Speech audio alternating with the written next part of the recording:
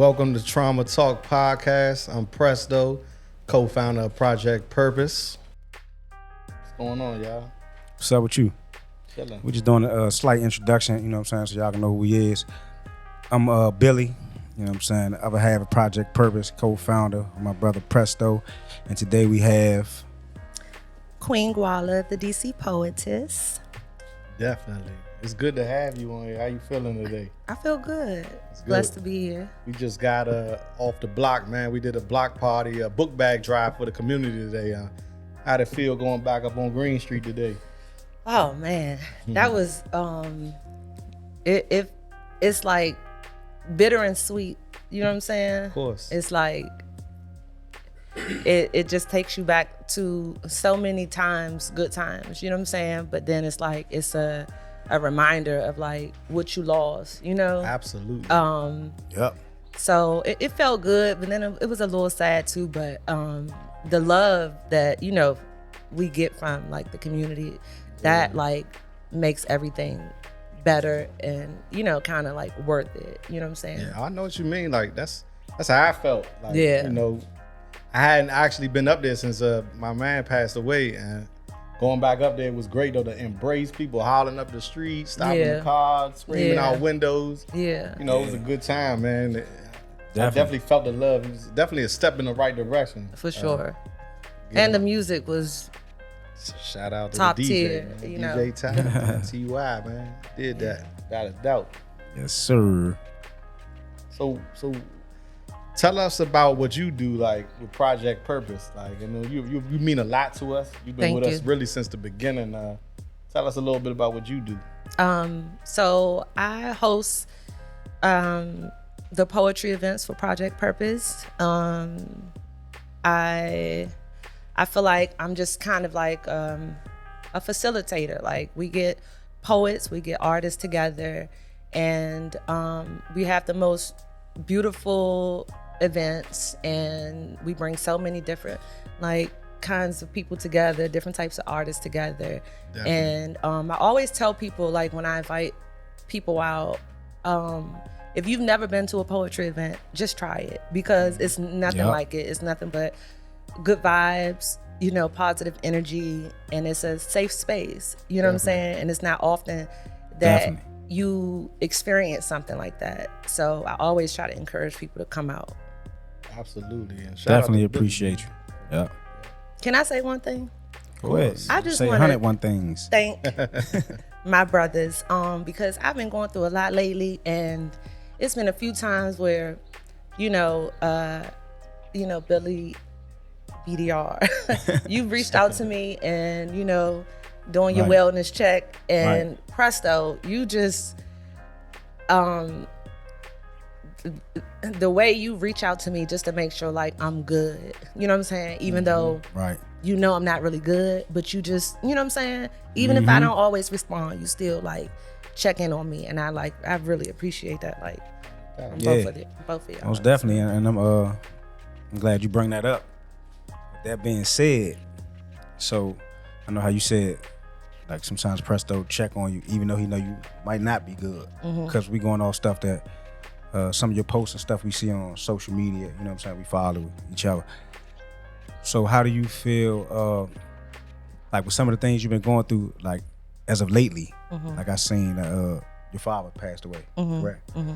That could be traumatizing for somebody to lose a parent. You understand what I'm saying? So with that being said, what are some of the things that you do to kind of try to cope with that in a positive way, with the traumas of losing a parent, just as of recently? I've been writing like a lot, to the point where some days I'm not even writing poems. I might just think of a topic and just write every word that I can think of that is kind of reminiscent of that topic, and then I'll write down everything, each word. I'll write down about 10 words that rhyme with that word.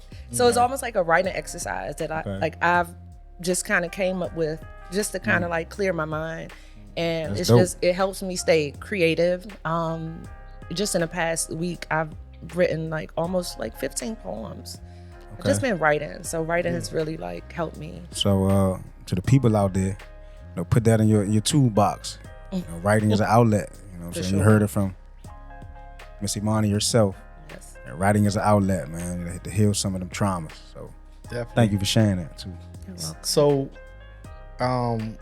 what are some of the things you've been through in the last 5 years that's, that have caused some turbulence in your life emotionally? Well, I'm gonna just start with 2012. I lost my mother, which was world shattering.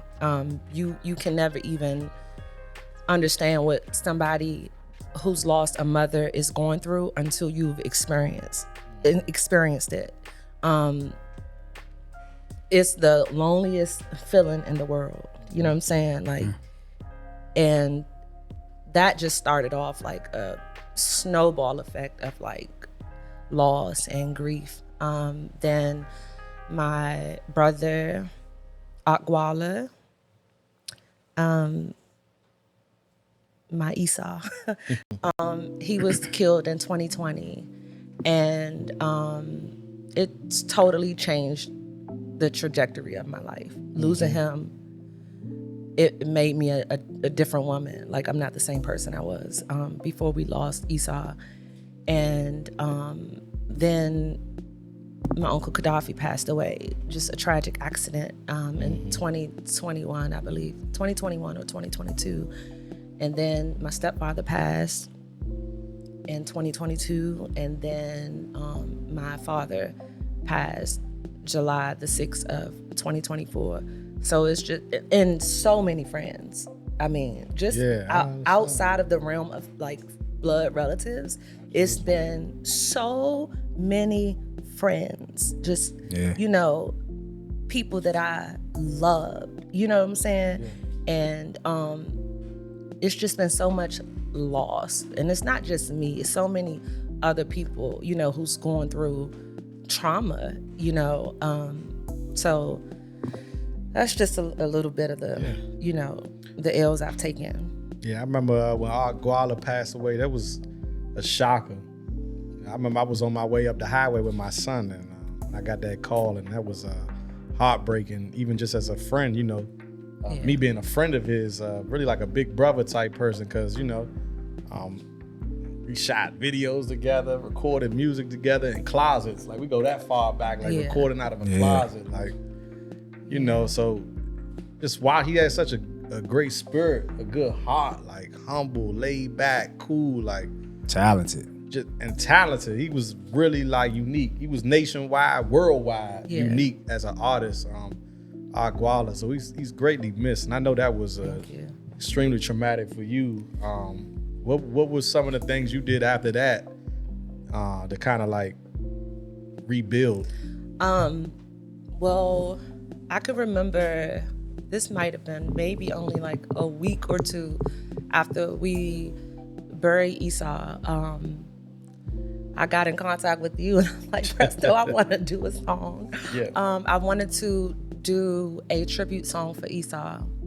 And that was my first introduction into the studio, with you. And just seeing the way like all the parts move, and, you taught me how to, help me with my ad-libs, and just even how to just structure a song, and just so many things. But music was my outlet during that time. I wrote so many songs, and it was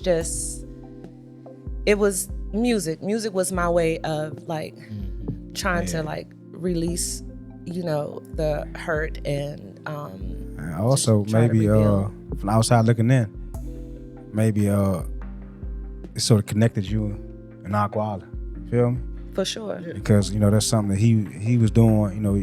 You was watching, you seen him go to the studio, and even though you still was writing your poetry, so it was two different elements y'all was brief. You know what I'm saying? That y'all was doing. Yeah. But then after his passing, it probably made you want to like, I feel closer to him if I do this. It did. Being in the studio, and I would always bring like the photos of him, candles to the studio. I just wanted to just set the mood. I just wanted like nothing but like good, positive energy. And when my brother passed away, I took on the name Queen Gwalla because, you know, I feel like it's my duty as his sister to carry on his legacy, you know, and it was never about trying to overshadow him. It was really about honoring him. And my middle name, Malika, means queen. So it just made sense, you know what I'm saying? Because I feel like as I elevate and grow, like I'm taking my brother with me, you know what I'm saying? Yeah. As long as I carry that name. And I just want to make him proud. And, you know, when you give him compliments saying that like how humble he was and like all the great things you said about him, that makes me proud because I know that before he was a Gwalla, he was just my little brother, you know what I'm saying? Yep. And he was, you know, I helped raise him and, you know, cultivate that person that everybody loves so much. So that's like a compliment to me too, you know? Definitely. So shout out to you. Yeah, you definitely, I mean, we've learned a lot from you and watching how you handle yourself. And it's hard sometimes seeing people you love go through stuff like that. But, you know, I'm glad we could be there for you. And I'm glad you're there for us. And now I just want to shout you out. You know, you're helping other people. You know, dozens of people have come through the poetry program and seen what you've done. And I've watched people just listen to you 3-4 times and then out the cut, they just be like, you know what, I wrote this poem when I was 12. I've been wanting to share it. And now they getting it, trauma, or just anything they was going through, even from back then, they getting it off their chest. Yeah. So the fact that you here to help others in that way, you know, I appreciate you. And I want to let you know that I salute you. We gonna always be here for you, God willing. You know, Thank you. Yeah. Inshallah. Most definitely. and like Presto said, you know, music, like with the connecting, it connect all us. That's how me and Presto connect. You know what I'm saying? Music, like that's what helped our bond grow. It was through the music. And for me and you, probably like the words.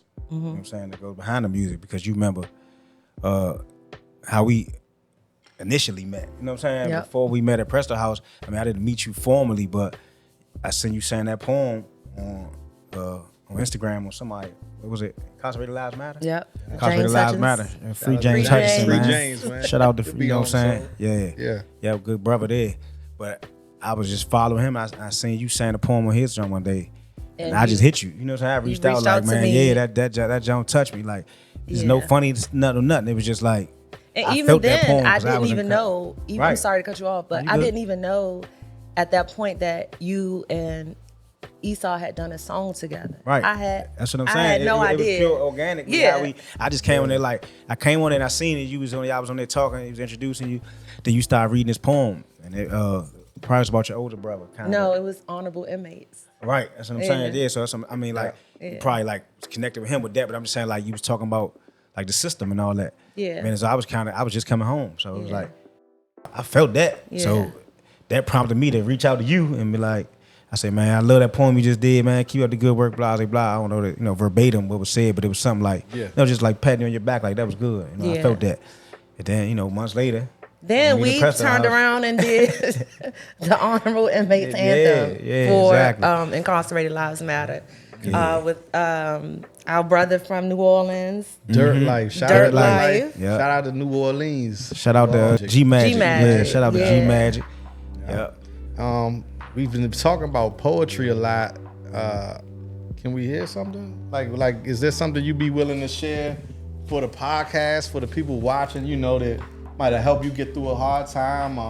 Because I didn't know much about poetry. I'm not going to lie. When Billy came up with the idea of the program and he started kind of putting it together, I was really just following the leader in that sense. And now that I've seen it grow, I would like to show the people what that sounds like, what it looks like for those who might not be familiar with it. Sure. You can let us hear that. One of your favorites. What you think on? Okay.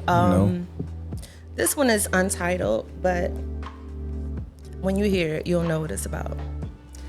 We're in the state of emergency. The scene of the crime is inside my heart. Perhaps I may never understand this trauma. Ask Allah to give my internal wounds a fresh start. Automatic weapons complicates the psyche. Broken families left undone. Trivial explanations, guilty verdicts, and frustrations while we mourn my mother's third-born son. First order of business, we say God bless the deceased, but my blood boils on the soil in Washington, D.C. Spotlight on Southeast, which bred, cultivated, and made a man of Akji. But to us, he was just Esau. Almond eyes with the sweetest smile, with an Islamic street style, the purest soul, heart of gold, who didn't get to grow old. Today we celebrate Esau Bey, affectionately known as Gwalla. My brother shined too bright for this world, and his music turned him into a martyr. Before you pick up a gun, let peace be still, and consider the sisters whose brokenness will never heal. Before you pull that trigger, let peace be still, and consider the nephews and nieces shattered to pieces, carrying their uncle through that cemetery field. Before you lock and load that gun, let peace be still, and consider the son whose father was his number one, forced to navigate this world alone because a bullet called his daddy home. In remembrance of Esau, aka Gwalla, wallahi, the only thing that'll save his killers is shahada. We Thank snap. you. I learned that too. We snap. That's beautiful. Good job. Truly Good job beautiful. right there. Definitely. And when Thank did you you. write that? I wrote that November the 3rd, 2022. And it's one of my favorite poems, just because, well, a lot of my poems are my favorites because most of them are about my life, stuff that I've been through or that people close to me have been through. But anything that I write about Esau is just, it's on the top of the list for me. And that's one that just always like speaks to my spirit. So I think we're going to name that one the Ark of War. Like the Art of War. The Ark of War. Gwalla. Nah, that's cool. I like that. You know what I'm saying? How you Okay, was so talking it has about a title. Yeah, I heard you say The untitled. Ark of War. So the whole time you was talking, I was Behold like, a pale ark. Great brother, man. Long live Aki J, man. Long live Aki J. That's cool. Yep. Thank you. And with these poems, we definitely taking it to another level. You want to tell them about the audio book we planning? So we're putting together spoken word poetry audiobook, and I'm super excited about it. It's something that I've always like secretly wanted to do, is to record my poetry and even recording it to beats, to sound, that just like really sparks my interest. So I'm so excited about it, and just to give the other artists like an opportunity to do something like that, because some people, like, they would never think that they would have the opportunity to actually like do something like that. You understand what I'm saying? So it's like what y'all are doing to like make these experience for like the community is such a beautiful thing, because here I am at 41, and this is my first time really doing something like this. Like, I've been on like other songs before, but this is just different. This is a whole project, like dedicated to poetry. Right. And I can't wait. I'm so excited. It's gonna last forever, Literally, yeah. Long after we gone, once we go into the cloud, it's here. It's here. You feel me? So help other people. Yeah. Just like it helped us. So that's amazing. That's definitely amazing. Definitely. So be on the lookout for that poetry book, audio book. That. You gonna be on there? And we might, I gotta do something on there. You know what I'm saying? I got to. It's gonna, like I said, it's gonna be forever, man. So okay. I want to be a part of that. I'm gonna do some of the beats. Yeah, we gonna have to do some of that. Boom, boom, boom, boom, boom. Yeah, we can do that. Get some bongos and some congas. Is that song you ain't know? Song you ain't know the other day. We was talking about it. It still don't sound like it. It's called. What is that called? Out of Noise.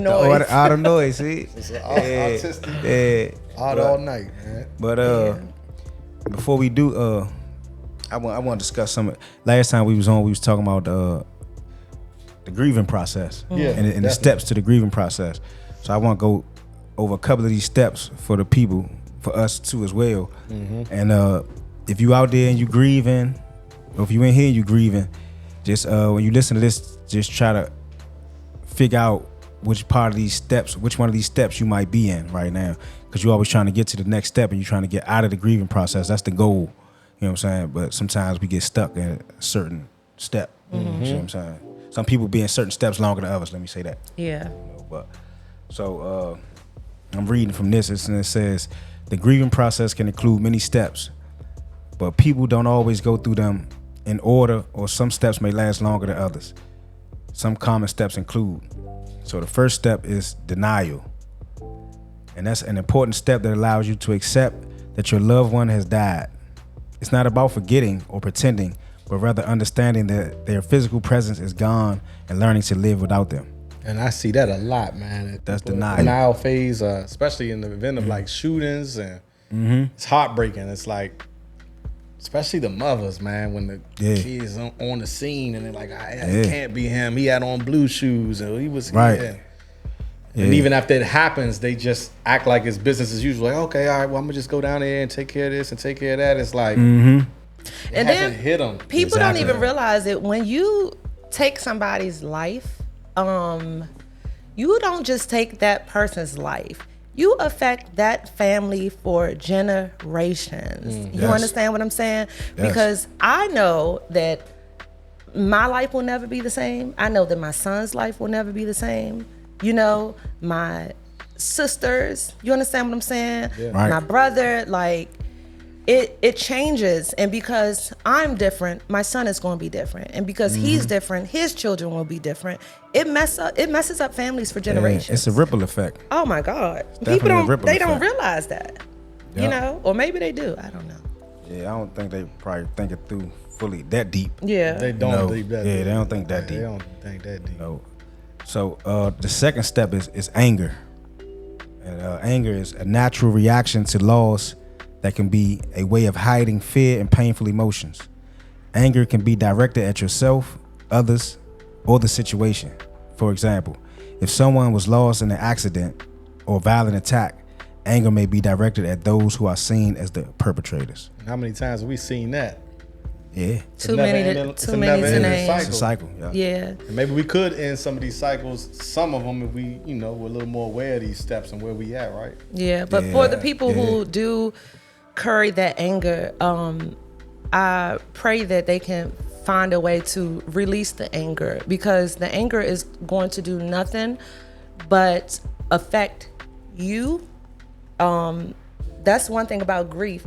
Grief can literally live in your bones, and your DNA, and it can make you sick. Grief can make you sick. I've experienced it. You understand what I'm saying? Yeah. And you have to find a way to release it. You'll never forget your loved one.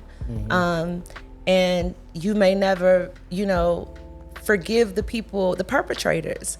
But I've gotten to a point in my life where I practice forgiveness, and the forgiveness is for me. It's not for the perpetrators. I forgive because I want to release the anger from my spirit. You understand what I'm saying? Yep. In hopes that when they see that, it'll make them want to be a better person and live better. You understand what I'm saying? Right.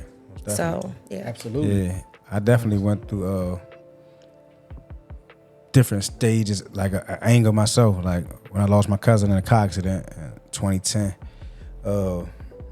Like first I was angry with myself for like not going where he was at, to kind of like thinking I could prevent it. You know what I'm saying? And my family members had to say, even if he was there this time, like who said it wouldn't happen another time? You know what I'm saying? Like, so my closest family members like, but then like when I was in jail, because I'm still dealing with it when I was in jail, then it was like I found myself being mad at him himself. It's like, you know what I'm saying? Like how you ain't had your seatbelt? Like it's like I'm talking to him like, dog, like you used to be the main one in the car, man. Put your seatbelt on. I ain't pulling off. You pull out. And I used to be like, I used to always joke with him, and be like, man, real G's never buckle up. And I used to, you know what I'm saying? He's like, cuz we not pulling off. So you put your belt on. Like he was that type of check the belts. You know what I'm saying? Check the mirror. Like everybody know that.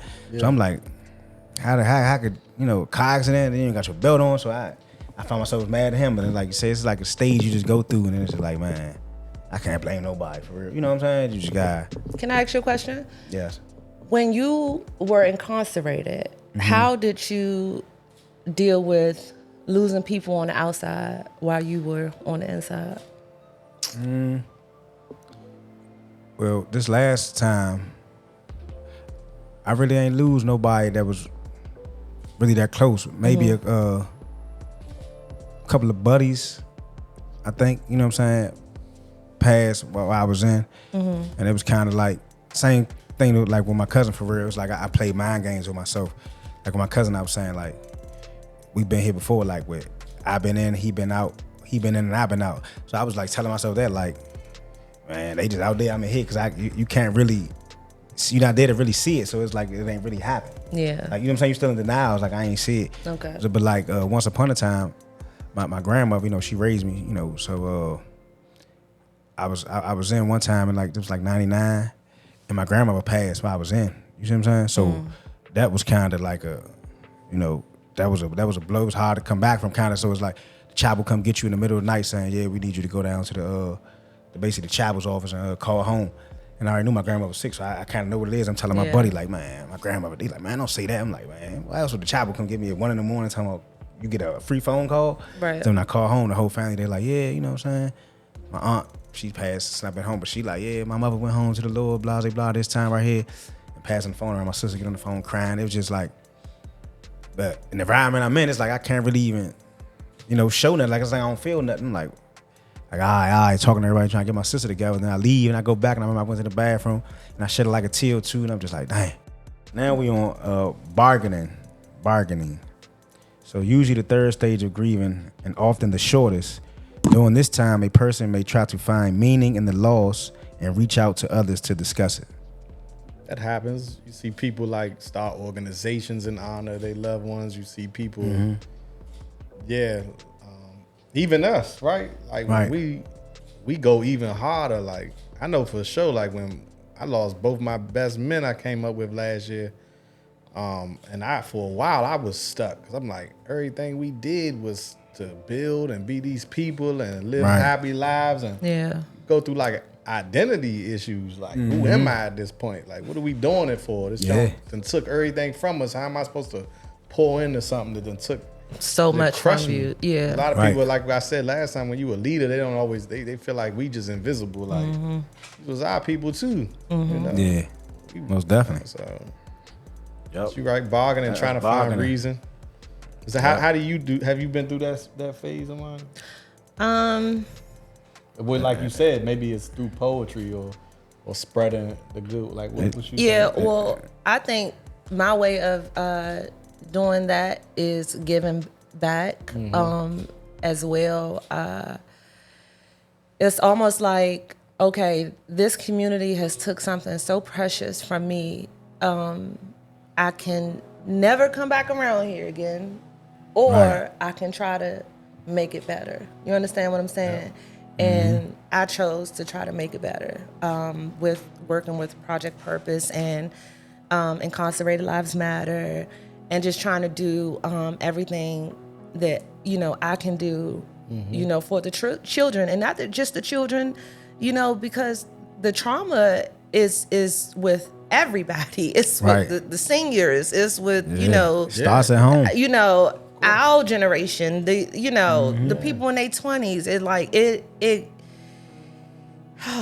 overwhelming. It's overwhelming, you know, and you just uphill battle. You don't want to leave anybody out, you know. But yeah, giving back, it has been my way of honoring my brother. Definitely, you're doing great too. Thank you. Definitely doing that.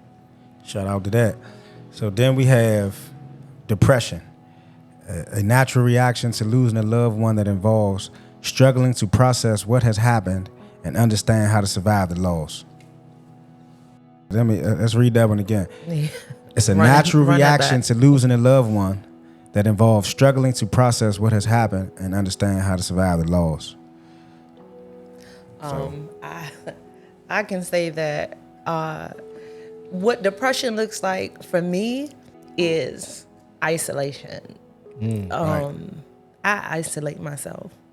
I disappear, which is not a good thing for me, you know, but it's the only thing really that I know how to do is to just isolate myself. to the point where I have like family, like, cousins and friends, reaching out to me. And it's just like, I have to just process, what's going on. And yeah, it's just, I just like to be by myself. You know what I'm saying? I get it. Me because too. I don't want to bring anybody else down, Nah, I feel you. I mean, it's like you said, it's natural. I go through it myself. You know what I'm saying?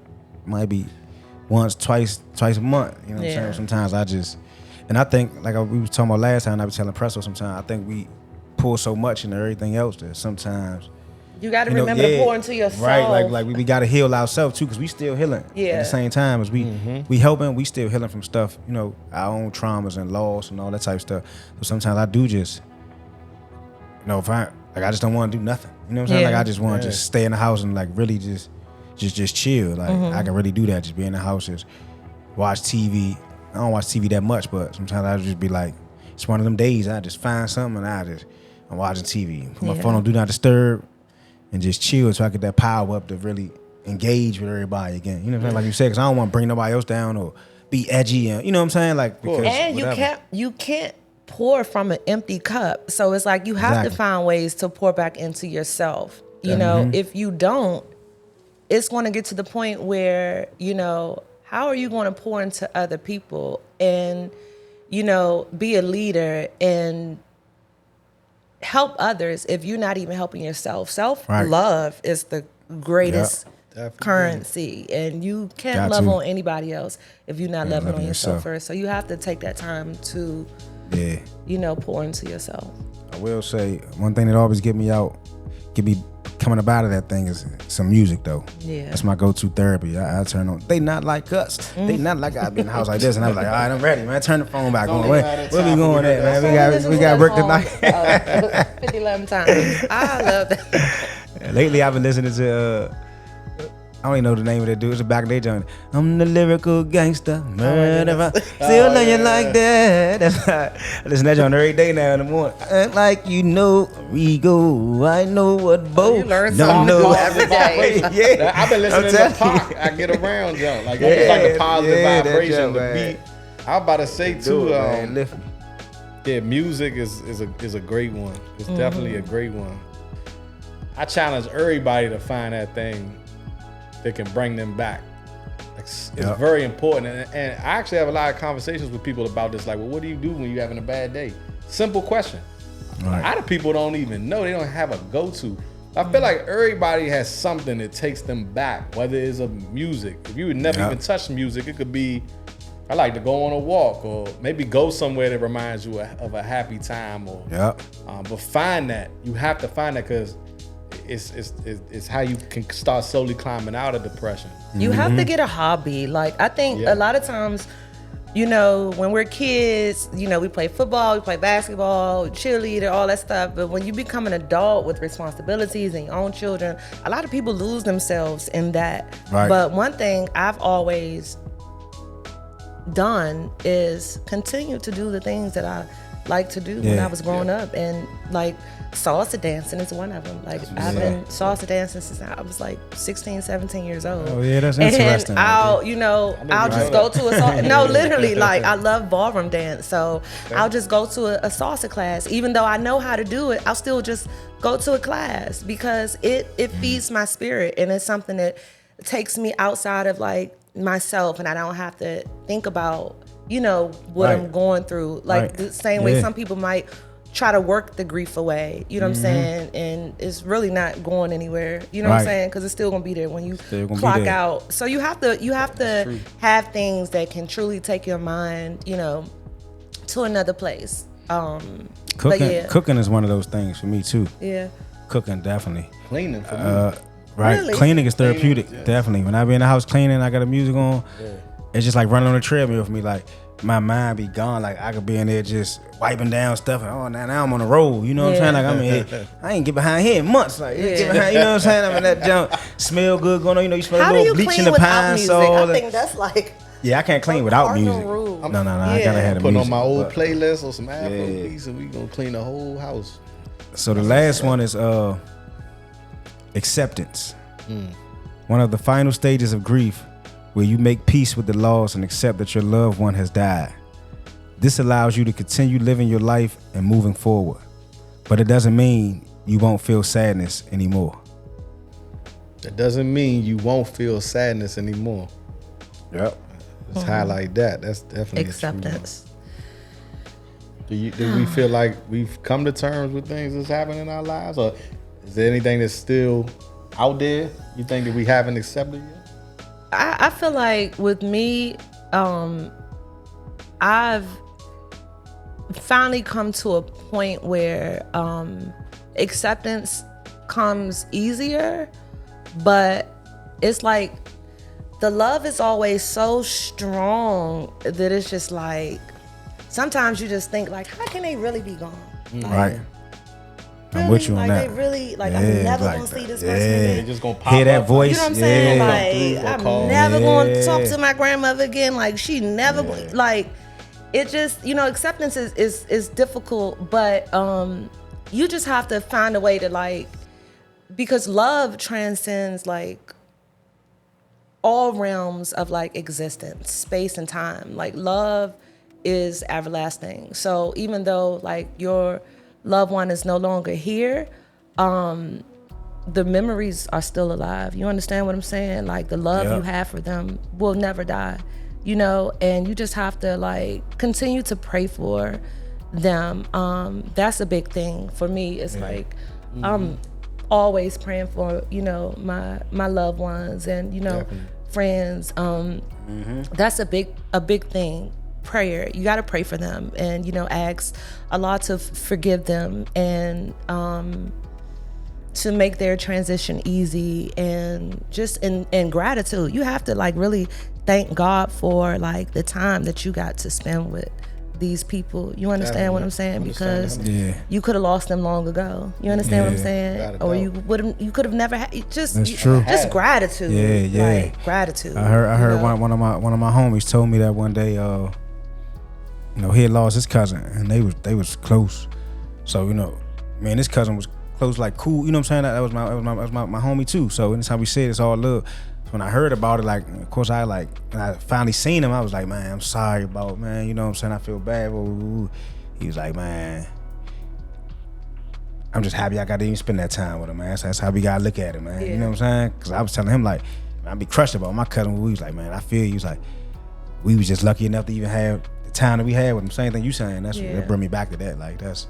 And another thing that's real. is, I'm sorry, I feel like I'm an expert because I've just been through so real. much. But another thing is, you brains. don't always grieve somebody who passed away. You can grieve somebody who's still living. You know, my brother Muhammad, my twin Muhammad Ibn, has been in prison for 23 years. I grieve my brother every day. You understand what I'm saying?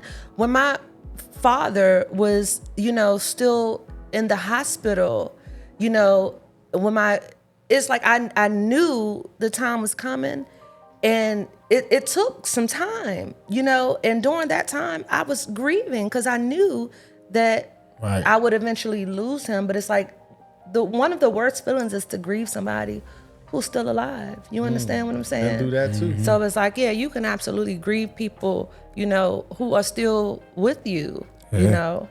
Like somebody that's close to you that's suffering from very bad drug addiction or something. You know what I'm saying? And you knew him at better times, and then you see him, it's just like, you grieve that because you like, I want so much better for you. It's that like, old person, you like, man, come on. But, you know, so I definitely understand that. But before we wrap it up, I just want to say, I want to get this last thing up that says, other steps in grieving process may include shock and testing. Grief symptoms usually diminish after 1 or 2 years, but they may reappear later in response to triggers like birthdays, holidays.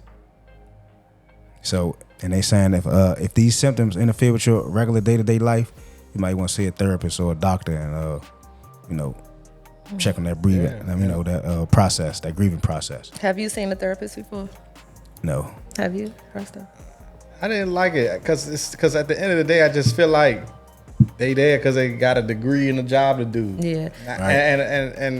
And what I noticed from a lot of the groups we do, like poetry, our healing circles, a lot of people, especially on our side of town, a lot of people say, it helps. Man, I like this better. Yeah. It just feels more organic because it is. Yeah. You know, there's no, it's just, we're just having a conversation. Them calls go, I got some good brothers in the background too.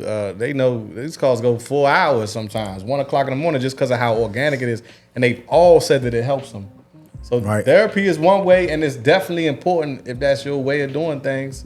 But I highly suggest having a strong network to support you as well. And we create that with our organization now, and it's been effective. So I would recommend that to individuals. Yep. And like my man Twan say, man, remember that it's okay not to be okay. If you're not okay, you know, it's stuff put in place out here in the world to help you get back to the person you want to be. You know, and we got them type of groups with the healing group, poetry, different stuff. And if not us, somebody, just try to be okay. Well, Imani, we appreciate you. Thank you for coming up. I know it was a long day. We had the book bag drive in the neighborhood and shot up this way, but we love you. We appreciate you. Thank you. We appreciate what you do for the neighborhood. Thank you so much. I hear nothing but good things about you. We look forward to the next year. And thank you. Appreciate everybody for tapping in. Imani, thanks again. Thank you for having me. Billy, appreciate you, brother. Yep, yes sir, man. Project Billy, Purpose, Project man. Purpose. Trying Rest to in talk peace, to cousin Izzy, man. Yeah. you. Yeah.